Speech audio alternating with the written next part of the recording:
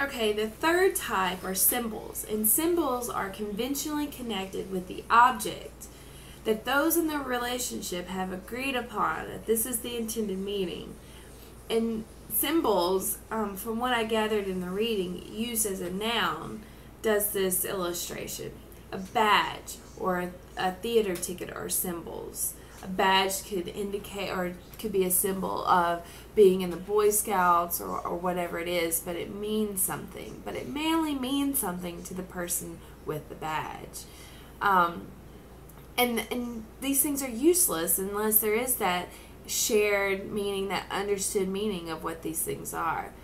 And he talks about, it gets really interesting, how a symbol can be an ordinary word. And he gives the example of give, bird, and marriage. And it is applicable to whatever may be found to realize the ideas connected with that word. So these things in a marriage, for example, that's not what it is in and of itself. You have to have an idea in your mind of what marriage is, and it's different. Marriage to me is very different to marriage for Shannon. So we have two different frames of reference on that, and two different things are going to connect in our mind, and it's our mind, the word, the symbol, to the object. That's kind of the diagram that happens, that triangular connection that happens with symbols. And you can see that on the slide. I love pickles. Pickles in and of itself doesn't hold anything until he connects that to the object. And so that's symbols in a very simplistic way, and it's probably, if you think about on the scale of simpler connections to more difficult ones, symbols is very much that.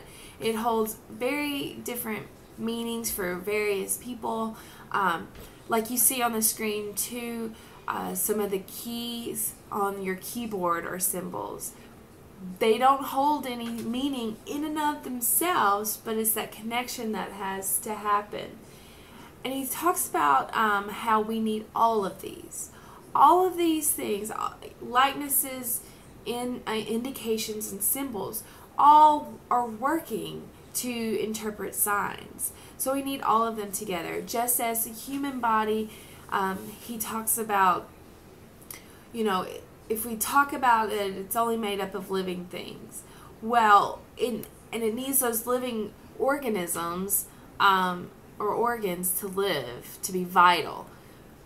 And if we're talking, about relating that to symbols, likenesses, and icons, you could say that only one of those is living. The symbols is making that triangular connection, that very much full state of being very cognizant of what you're thinking about.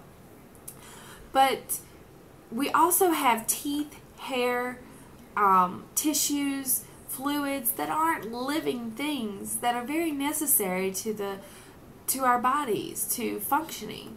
And so we can liken that to what we're talking about here, that all of these components are necessary.